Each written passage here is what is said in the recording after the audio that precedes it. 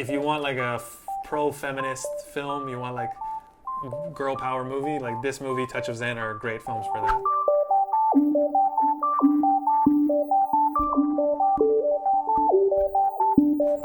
Hey everybody, I'm Nick. I'm a director living in Taiwan. Hello everybody, I'm Luke, a cinematographer living in Taipei. And today we are talking about the film Dragon Inn, directed by King Hu. 胡金铨龙门客栈1967年的作品。 And this film is a martial arts film, directed in Taiwan in 1967. And King Hu, we reviewed one of his films previously, A Touch of Zen. Yeah. So you can watch that review. It's a very interesting style of filming. I think this King Hu as a director really influenced a lot of directors in Taiwan today, right? Yeah, until now, even An Lee said he influenced him a lot. Yeah. So the plot of this film is that there is a eunuch. So for some reason in these old kung fu movies, the eunuch is always the bad guy, right? The bad guy, because people hate the government. And the eunuch always serve the government. Yeah, yeah. So if you watch kung fu movies, you'll see like, oh, the eunuch's always a bad guy. So the eunuch kills a general. They're having like a power struggle within China. He kills a general, and he wants to also wipe out his whole family so they won't get revenge on him. No. The family is then escorted, kind of like an exile, to the far end of China. Yeah. And their plan is to, when they're on their travels, they're gonna meet them at this inn called the Dragon Inn, which is like a hotel, and they're gonna get there first, and then when they get there, they're gonna kill them all. And then there are some like other travelers who are like kung fu experts that get there and see the situation and decide they're gonna help and save the kids. Yes. I think in a lot of ways, the plot of this movie is a lot like a Western.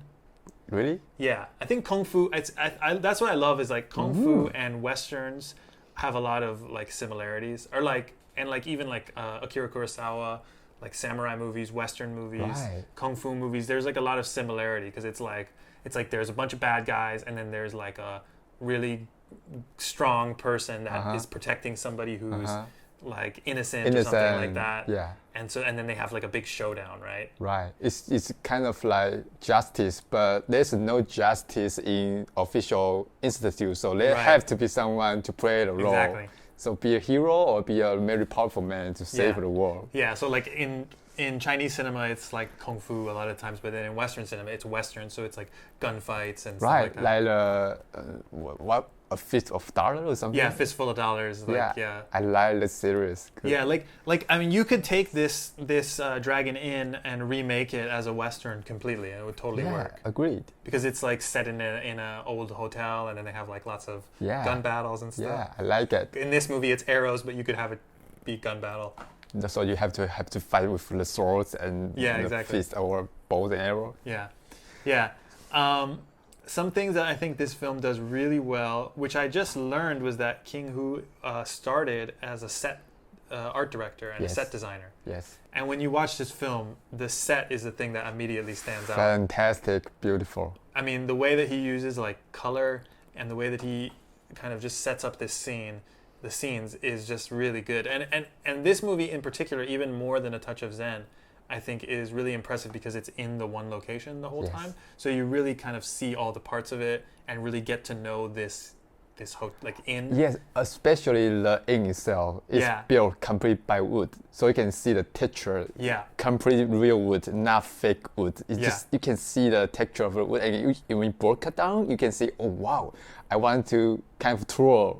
Yeah, I mean, I want to be a tourist to tour in the scene. Is so beautiful, nice. Yeah, it's really good. And then another interesting thing is that there's a character, the main like kind of kung fu hero of the film, is an actor. Do you know the actor's name? Yeah, Shi Jiu. And he was also in A Touch of Zen. Yes. But he's playing very different parts in both the movies. In A Touch of Zen, he's kind of like the nerdy, kind of can't fight, kind of loser guy who needs the girl to save him. And then in this movie, he's like superhero. So it's really interesting because you think like, oh wow, so this guy actually can be like the kung fu hero. Yeah. But in the other movie, he's not, which I think is interesting because I think in a lot of movies, you typically see somebody play like a same sort of role. Yeah. Especially if it's like an action thing. Like if you're the action star, you're the action star. but he can do both. He can be like kind of like the nerdy guy, but then he can also be the kung fu hero. Yes. And that the introduction to him as a character is like, ooh, this guy is powerful, you know? It's so powerful. When he throws the bowl. Do you know that? Yeah, I really like it. It's just, wow, this guy has really deep, kung fu in his body. He knows how to deal with the actions. And even, exactly. Wow, what is so fantastic is he is not showing off a lot, but you can tell this guy is strong. Yeah, that's something that is interesting. Is it's like it's such a good way to build up the character because he's not fighting. It's not like he's beating somebody up, but he's letting everybody in there know, who are all, by the way, like tough guys. He's letting them all know, like, I can beat you up if I want to, just by throwing a bowl across the room. Right. It's so beautiful. It's a kind of philosophy for a person who have real power, not showing off a lot, but I showing confidence to you. I don't afraid you guys. I can easily kill you all by only one finger. That's sort of. I like the way the director tells the story because it's not typically fight and tear the whole house down, but only one, maybe two chopsticks can showing how high the level the guy is. Yeah, and they build tension really well. Because there's a lot of scenes where the people are, they're trying to not reveal what their real intentions are, but they want to, poison maybe the heroes or something like that. And so then and it's like a little bit comedy, but a little bit tension where they're like, there's poison somewhere, and some people know, but other people don't know, so they're trying to like figure out how to tell the person that they might be poisoned. And the way that he choreographs these scenes, like you said, it's like everything is like a fight scene, but even if it's not a fight. Like he choreographs this thing with like the cups, right? Yes. Like a fight scene where like the person is trying to get him to not drink it, and then she pours out the cup, and then she flips it around. Yeah. So details. Yeah, and it's just small movements, but it's very well choreographed. Very good design for the actions. Yeah.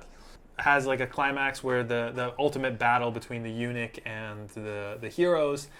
And it's quite interesting, like the very end is very, I would say it's, so I read an interesting review about it where you see the last part of the film, like the end of the film, spoilers, when the eunuch dies, when they defeat him, is filmed with a very, very wide angle. Yes. And so it's like the whole movie you're following this story, but then in the end, the way they kill the character is filmed from really far away, almost like it doesn't even really matter. It's an interesting choice. You mean the action he was be cut off the head? Yeah, when they cut off the head of the eunuch at the very end, it's filmed from a super wide angle. Right. And it's not like you see it close up. No. Like, yay, we won. We cut off the guy's head is like a triumphant moment. It's just like far away, cut off the head, end of the movie. I think it could have a lot of explanation. Maybe because of technical difficulty. If just showing the head would be too fake. Oh, that's probably the real reason. Yeah, or because they want to show in the whole picture, like it's not only one bad guy there. It's a whole situation. I mean, the overall the world is peace again. So not the point out who killing who is because the whole situation is done. I don't know, maybe. And the bad guy has one of the best moves I've ever seen in a movie. Where he gets stabbed, and then he uses his sword that's stabbed into him to kill someone. Yeah. Like, that's honestly one of the coolest things I've ever seen in a kung fu movie. I'm like, dude, that's pretty hardcore. Where you get stabbed, and then you just go, like, back into someone and stab them. I would die. Pretty and badass. I would put someone to die as well. Yeah, the eunuch is definitely, don't mess with the eunuch. No. There is something about, like, the way that, whenever I watch old films, I really love the way that the camera moves sometimes, like because it's more limited and they don't have so many choices. Like, they do a lot of dolly shots, tracking shots, and the movement is very planned. Like they had to set it up and make sure like this is how it's going to be. And so I think the framing a lot of the time is a lot more beautiful than in a lot of newer films where it's Steadicam and the director can kind of like, okay, let's shoot it a bunch of times, let's do it again, and they can kind of improvise a little because they have so much freedom with the camera, and then it's like a little bit more like documentary-y now. Right. But like back then, it was like they set it up. So, coming to the inn, he walks up, the camera moves with him, pans around. The frame is exactly as the director wants it. Like these people are here, this guy's standing here. It moves through them and comes up to the thing. And it's just very beautiful and looks like a lot of the shots look more like paintings. They're set up exactly as they should be. Yes. And of course there are directors now that do that, but I think it's not as common as it was back then. So whenever I watch these old films, I just get this like, man, I would love to make a film like this again. Right.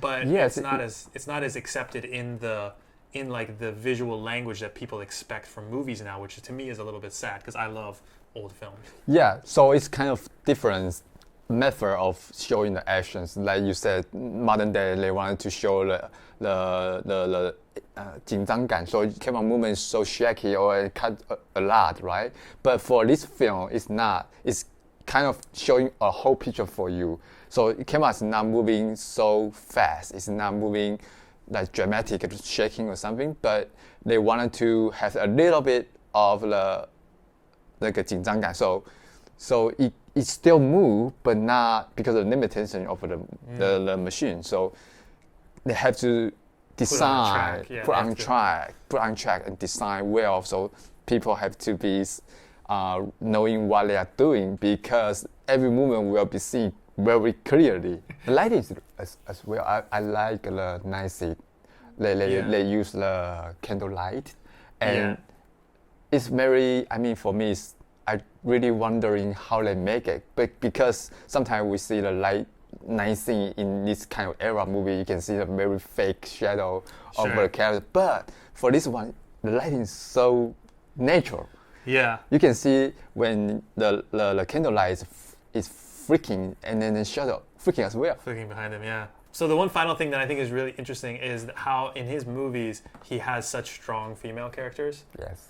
Like Touch of Zen is like a really strong female character. This film also has a strong female character, and there's nothing romantic at all, really. Well, I don't see. Maybe the girl is in love with the a little bit. A little bit, but they are not showing it so strong. Yeah, they don't make it like a thing though. They don't have. They just say, "I wanted to see you back. If I don't come back, and you have to stay away." Yeah, like some kind of promise. I will see you again, but it's really. not. It's interesting because it's not like I think in a lot of other movies that they make that kind of the focus of the movie.